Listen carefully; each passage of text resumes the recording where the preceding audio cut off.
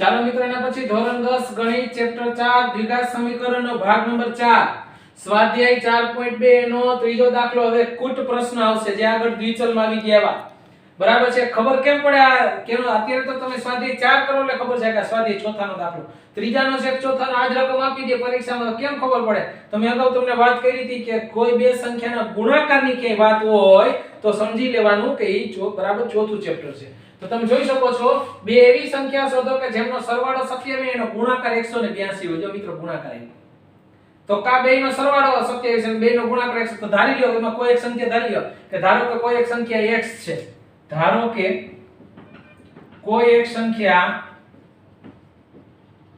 x છે તો મિત્રો બીજી સંખ્યા કઈ થાય તો કે બીજી સંખ્યા બેયનો સરવાળો જો 27 હોય એમાંથી એક x હોય તો બીજી કઈ હોય તો કે 27 માંથી x બાદ કરો એટલે 27 ઓછા x હવે ઈ બંનેનો ગુણાકાર કે છે બંનેનો ગુણાકાર 182 છે મિત્રો બંનેનો ગુણાકાર કરો જી બંનેનો ગુણાકાર કેમ થાય તો કે x ગુણ્યા 27 x બરાબર 182 યાદ આના પરથી દ્વિઘાત સમીકરણ મળી જશે પછી અહીં ઉકેલતા આપણે આવડે છે જોઈ શકે જો કઈ રીતે x આની હારે ગુણાય તો 27x x² 182 ના બાજુ લઈ લો એટલે -182 બરાબર 0 મિત્રો ગોઠવો જી કેમ ગોઠવો પેલા બે ઘાત વડો એટલે x² પ્લસ 27x -182 બરાબર 0 મિત્રો આગળ કોઈ માઈનસ ન ચાલે બરાબર છે અવયવ પાડવા હોય તો માઈનસ ને સામાન્ય કાઢી લે એટલે શું થયું x² પ્લસ હતું -27x આ માઈનસ હતું પ્લસ 182 બરાબર 0 મિત્રો હવે આનો અવયવ પાડો 182 કોઈ 182 નો અવયવ પાડો 27 થાય કેમ થાય તો આપણે 182 ને જો આ રીતે ભાગ પાડવાના છે કેટલા ચાવી લાગશે મિત્રો 2 ની 2 9 18 2 2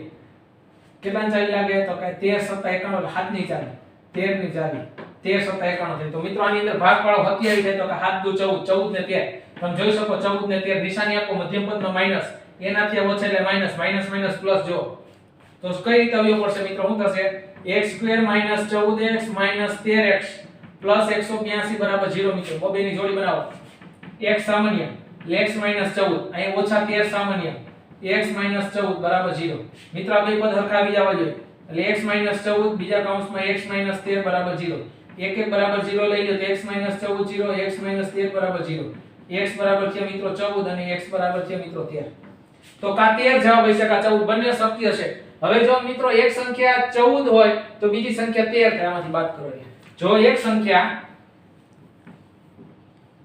14 તો બીજી સંખ્યા 13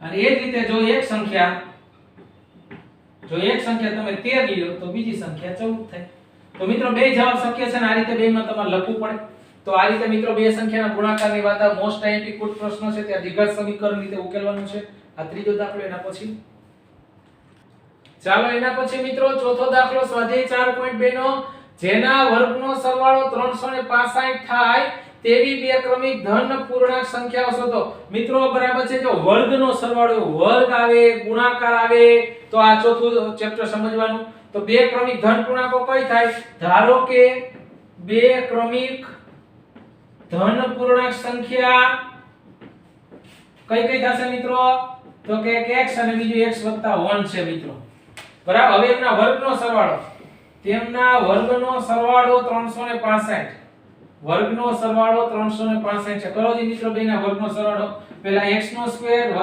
x 1 નો સ્ક્વેર બરાબર 365 મિત્રો આ રીતે દ્વિઘાત સમીકરણ બનાવવાનું કુટ પ્રશ્નો પરથી હવે આનું વિસ્તરણ કરો શું થાય તો કે x નો સ્ક્વેર આનું વિસ્તરણ આખા કૌંસ ઉપર સ્ક્વેર તો પહેલા પદનો સ્ક્વેર એટલે x નો સ્ક્વેર મધ્યમ પદની નિશાની બેયના ગુણાકાર એટલે 2 ગુણ્યા એટલે 2x 1 નો સ્ક્વેર 1 આ 365 આવે જો એટલે -365 = 0 મિત્રો પેલા બે ઘાત વાળો x² ને x² કેટલા થાય તો કે 2x² + 2x બેની નિશાની અલગ અલગ એટલે -364 = 0 મિત્રો આમાંથી બે સામાન્ય નીકળી જશે સામાન્ય નીકળી 0 ના છેદમાં આવી જાય શું થશે તો કે x² + x - અહીં 364 માંથી બે સામાન્ય આવી ગયા કેટલા હોય તો જો આ રીતે 364 / 2 2 * 2 એટલે 1 વધ્યો 6 2 * 8 16 2 * 4 182 મિત્રો બરાબર 0 હવે આના દ્વિઘાત સમીકરણ બની ગયો મિત્રો આનો અવયવ પાડો 182 ને અવયવ પાડો 1 થાય બરાબર છે તો 182 નો અવયવ કેમ પણ હમણાં જ આપણે પડ્યા તો 182 બે ની ચાવી લાગે 2 9 18 2 2 હાથ ની ચાવી લાગે 13 7 51 13 ની ચાવી તો મિત્રો હું ત્યાં હાથ તો 14 ને 13 મિત્રો થઈ જાય જો બાદબાકી 1 બરાબર છે અહીં હોય કરવાનું હોય અહીં સરવાળો હોય તો બેમાં સરવાળો કરવાનો અંતિમ પદનો બાદબાકી તો બાદબાકી કરવાની હોય તો મોટા પદની નિશાની પ્લસ હતા અને મોટા પ્લસ આપવાની બરાબર છે, એનાથી વધી ગયેલા માઈનસ, પ્લસ માઈનસ માઈનસ, જો છેલ્લે પદની નિશાની આવી જાય. શું થશે? x² વત્તા કેટલા x? તો કે 14x ઓછા 13x ઓછા 182 ઇક્વલ 0. મિત્રો બબેની જોડી બનાવો જ આ રીતે. કેટલા સામાન્ય નીકળશે જોઈ શકો તમે. બેમાંથી એક સામાન્ય. શું વધ્યું? તો કે x + 14. પછી અહીંયા શું નીકળશે મિત્રો? x જ વધારવાના છે તો -13. તો x અંદરની નિશાની બદલી જાય, +14 બરાબર 0. આ બે પદ હખાવી જવાનું. x + 14 અને બીજા કૌંસમાં x ઓછા 13 બરાબર 0. એક એક બરાબર 0 લઈ લે તો x + 14 બરાબર 0 અને x - 13 બરાબર 0. મિત્રો x બરાબર શું થાય? તો કે -14. આ શક્ય નથી. ઘણા ને કેમ? તો કે ધન પૂર્ણાંક કીધો. ધન પૂર્ણાંક આ ઋણ પૂર્ણાંક એટલે શક્ય નથી. તો x બરાબર 13 મિત્રો. તો તમે જોઈ શકો બે ક્રમિક ધન પૂર્ણાંક શું થશે? તો બે ક્રમિક ધન પૂર્ણાંક ક્યાં ક્યાં થશે મિત્રો? તો x એટલે 13 અને એક x + 1 એટલે 13 + 1 એટલે 14. આ રીતે 13 ની 14 થશે. તો મિત્રો આ રીતે બે ક્રમિક ધન પૂર્ણાંકના વર્ગ, જો આવું વર્ગની વાત આવે, ક્રમિક સંખ્યાની વાત આવે ત્યારે હંમેશા ચોથું ચેપ્ટર જ હોય છે. તો આ રીતે ચેપ્ટર એ ઓળખવાનું છે. તો મોસ્ટ એમ્પિક્યુટ પ્રશ્ન. ચાલો મિત્રો એના પછી પાંચમો દાખલો. એક કાટકોણ ત્રિકોણનો વેધ તેના પાયા કરતા 7 સેન્ટીમીટર નાનો છે અને કર્ણની લંબાઈ 13 સેન્ટીમીટર છે. તો બાકીની બે બાજુની લંબાઈ શોધો. મિત્રો આ રીતે કાટકોણ ત્રિકોણ દોરી લેવાય. આ કાટકોણ, આને મિત્રો કર્ણ કહેવાય, આને પાયો કહેવાય અને આને વેધ કહેવાય. મિત્રો હવે કોનું માપ આપ્યું છે કે વેધ તેના પાયા કરતા 7 સેન્ટીમીટર નાનો. મિત્રો આ વેધ છે ને પાયાથી નાનો, તો પાયો ધારવો પડે. ધારી લો કે પાયો, ધારો કે પાયાનું માપ x છે. મિત્રો પાયાનું માપ x ધારી લીધું. તો વેધનું માપ તેનાથી 7 ઓછું એટલે કેટલું થાય? તો કે x - 7 છે. જો એનાથી 7 ઓછું, આ 7 ઓછું. અને કર્ણનું માપ 13 છે. કર્ણનું માપ કેટલું છે? 13 છે. આ રીતે મિત્રો કર્ણનું માપ. હવે તમે કાટકોણ ત્રિકોણ હોય તો કયા પ્રમેયનો ઉપયોગ કરી શકો? કાટકોણ ત્રિકોણ માં પાગો અનુસાર, પાગો એટલે પાયથાગોરસ અનુસાર શું થાય? પાયથાગોરસનો પ્રમેય તો કે કર્ણનો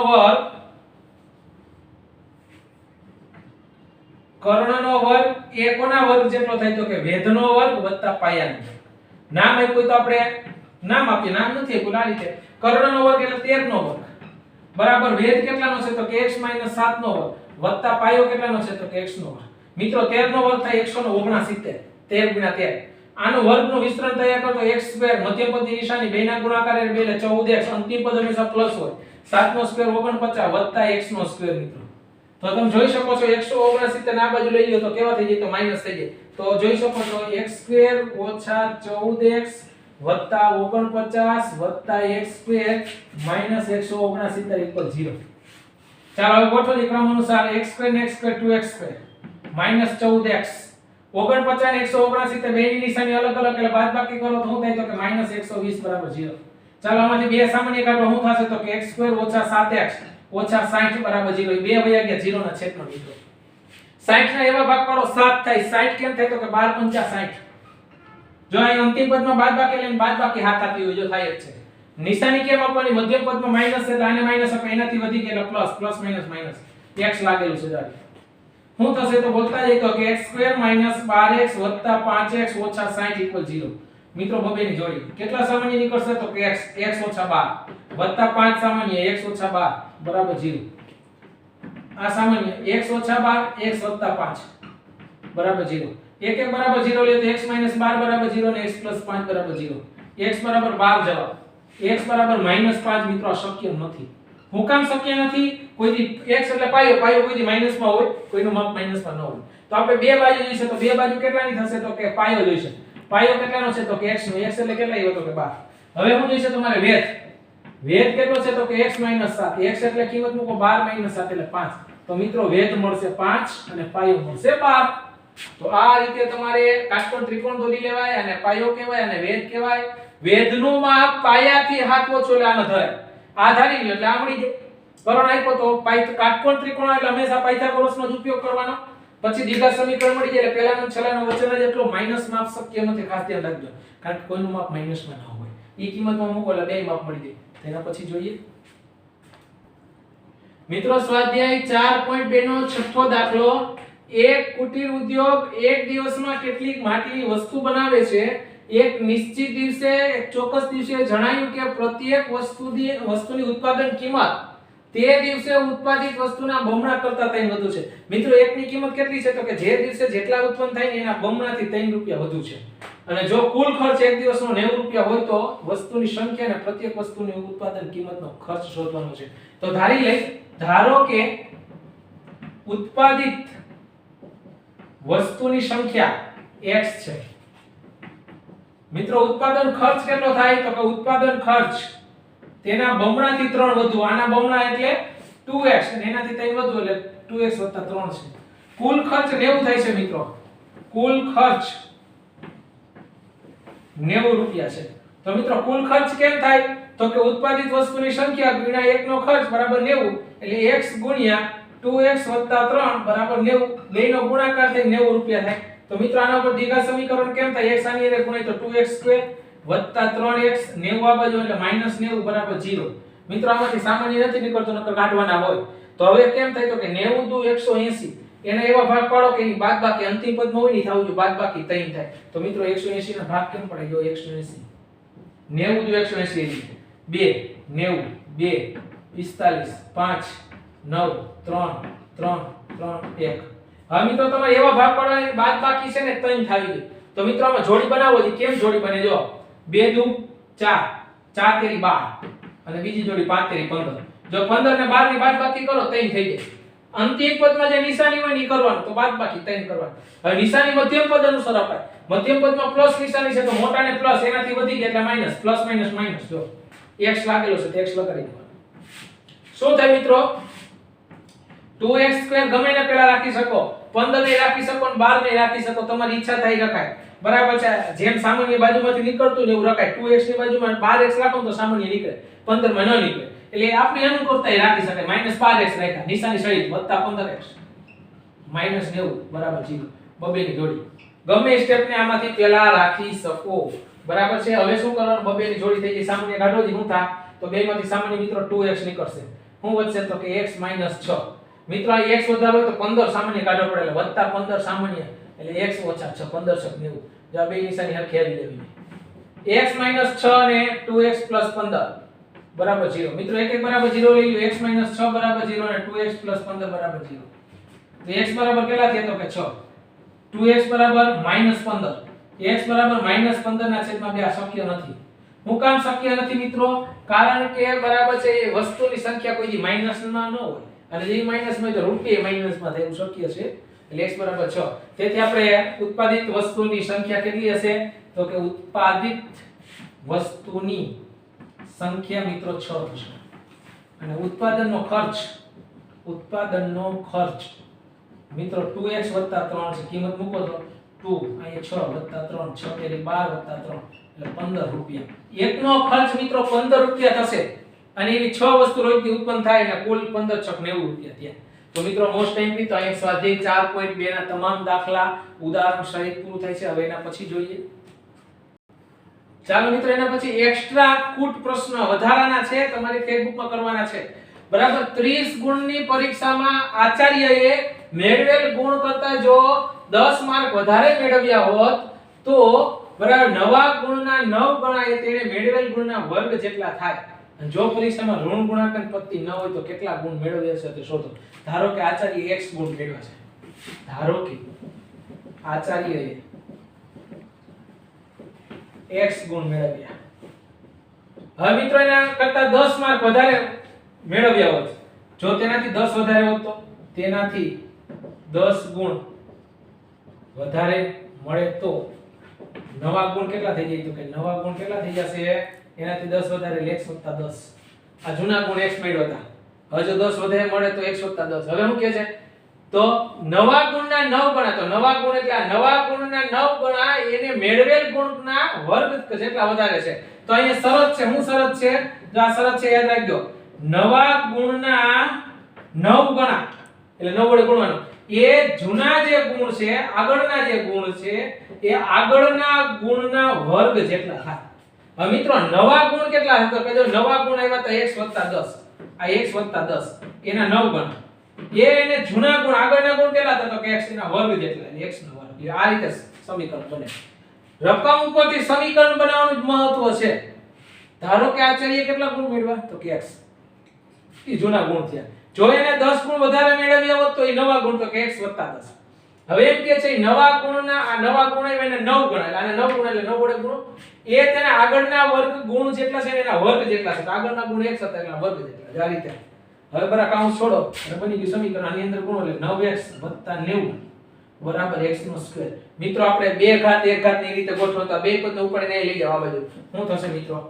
x² બેયના બાજુ લઈ આવો એટલે -9x -90 બરાબર 0. મિત્રો ગોઠવાઈ ગયો. પહેલાનો છેલ્લાનો વચ્ચેને કર્યું 90 1 90 90 ના એવા ભાગ પાડો 9 થાય. કેવા તો અંતિમ પદમાં બાદબાકી 9 થાવી ગયું. તો 90 ના એવા ભાગ પાડો બાદબાકી 9 થાય. ગણિતે 10 9 90 એમ બાદબાકી 9 ન થાય. 15 6 90 જો બાદબાકી કરો થઈ ગઈ 9. મધ્યમ પદમાં માઈનસ એટલે માઈનસ અને આનાથી વધી ગયા એટલે plus plus minus minus x લાગેલો છે. ચાલો બોલતા જાવ શું થાય તો કે x² - 15x - 6x + 6x - 90 બરાબર 0. મિત્રો બબેની જોડી x સામાન્ય x - 15 આ x વધવો જોઈએ એટલે 6 સામાન્ય x - 15 બરાબર 0. આ બે સામાન્ય પાછળ x - 15 x + 6 બરાબર 0. મિત્રો x - 15 બરાબર 0 અને x + 6 બરાબર એક બરાબર 0 લેવાનું. x બરાબર 15 અને x બરાબર -6 મિત્રો આ શક્ય નથી. હું કામે રકમ એવું કહે છે કે ઋણ ગુણાંકન શક્ય નથી. આ ઋણ ગુણાંકન શક્ય નથી. તો મિત્રો x બરાબર 15 તો તેને કેટલા ગુણ મેળવ્યા છે? તો તેને 15 ગુણ મેળવ્યા છે. તો તેને 15 ગુણ મેળવ્યા હશે. લ્યો તો આ રીતે મિત્રો કુટ પ્રશ્નો પરથી સમીકરણ બનાવતા આવડી જવું જોઈએ. તો મોસ્ટ ટાઈમ એક્સ્ટ્રા દાખલાનો સ્ક્રીનશોટ પાડીને તમારી ફેસબુકમાં લખવાનો છે. ચાલો મિત્રો એના પછી હજી એક એક્સ્ટ્રા દાખલો. ઘડિયાળમાં 2 વાગ્યા અને t મિનિટનો સમય થયો છે. એ 3 વાગ્યામાં t²/4 - 3 મિનિટનો બાકીનો સમય દર્શાવે છે. તો t ની કિંમત શોધો. શું કહેવા માંગે છે મિત્રો? અત્યારે ઘડિયાળમાં 2 કલાક અને t મિનિટ થઈ. ઈ હવે 3 વાગવામાં છે ને આટલો સમય કે બાકી છે. તો બરાબર t ની કિંમત શોધો. હવે આપણને બધાને ખબર છે 2 કલાક અને t મિનિટ થઈ 3 વાગવામાં કેટલો સમય બાકી છે. ઈ જે દર્શાવે એક વાત અલગ છે. અહીં 2 કલાક અને t મિનિટ એ 3 વાગવામાં કેટલો સમય ઓછો છે મિત્રો? આપણે 2 માંથી 3 કલાક થાય એટલે 60 મિનિટ થાય. એમાંથી ઉપર 2 કલાક એમાંથી t મિનિટ તો વહી ગઈ છે. બરાબર છે? તો 2 થી 3 વાગે ત્યારે 60 મિનિટની જરૂર પડે. એમાંથી t મિનિટ તો થઈ ગઈ એટલે એમાંથી t શું થઈ જાય તો ઓછા. દાખલા તરીકે એમ કહો મારી 2 કલાક ને 10 મિનિટ વાગી તો 3 વાગવામાં કેટલી વાર હોય? તો 2 કલાકમાં 3 વાગે એટલે 60 મિનિટ થાય. બરાબર એમાં 10 મિનિટ વહી ગઈ 60 - 10 આટલી મિનિટ બાકી છે. તો અહીંયા 60 - t બાકી છે. હવે આ દાખલાને ફેરવવું તો 3 ને બદલે 4 કરી નાખો. તો મિત્રો 2 કલાકમાં 4 કલાક થાય એટલે 2 કલાકની મિનિટ 120 થાય. 120 - t કરવા પડે. અત્યારે કેટલા કરવા પડશે? તો 2 થી 3 વાગવામાં 60 મિનિટની વાર હોય ઓછા બરાબર t મિનિટ ની વાર છે. પણ ઈ કોના જેટલી દર્શાવે છે આ વાર? તો કે જે 3 વાગવામાં t²/4 - 3 મિનિટ જેટલી છે. આમાં જે સમય બાકી છે ને આના જેટલો એટલે આ બે હરખા છે એવું કહે છે. તો બેન હરખા 60 - t બરાબર t²/4 - 3 આ બે હરખા છે એવું કહે છે. આપણે 2 કલાક ને t મિનિટમાં 3 ભાગોમાં કેટલી વારી આપણે મેળવી પણ આ વાર આને જેટલી છે એવું કહે છે લોકો. તો આ રીતે સરખાઈ દો. તો પહેલા આ પદનું સાદુરૂપ આપો જી શું થાય? તો કે 60 - t બરાબર જો અહીં કાઈનો છેદમાં કોઈ ચોકડી ગુણાકાર કરો t² - 3 * 4 4 તેરી 12 4 1 4. મિત્રો પાછો કાઈનો છેદમાં 1 હોય. હવે આખો પાછો ક્રોસ ગુણાકાર આનો નિરે કરો તો કાઈ ફેર ન પડે. t² - 12 બરાબર 4 આખા કાઉન્સ એટલે ગુણાકાર આ રીતે 60 - t વચ્ચે બરાબર આવી ગયો એટલે છેદમાં કઈ નહીં લખવાનું. જો પેલા આ બેનું સાદુરૂપ આપી દીધું પછી પાછો ક્રોસ ગુણાકાર કર્યો બરાબર. હવે શું થશે તો જોતા જાઓ. t² - 12 બરાબર અંદર ગુણો 60 * 4 એટલે 240 - 4t બધાને બદલે આવો. t² - 12 - 240 + 4t બરાબર 0. ગોઠવો t² પછી એક ઘાતોડો એટલે +4t બેની નિશાની સરખી એટલે સરવાળો થાય -252 બરાબર 0. 252 એક 252 ના એવા ભાગ પાડો કે એની બાદબાકી અંતિમ પદમાં બાદબાકી 4 થાય. તો આ રીતે 252 નો ભાગ કરો.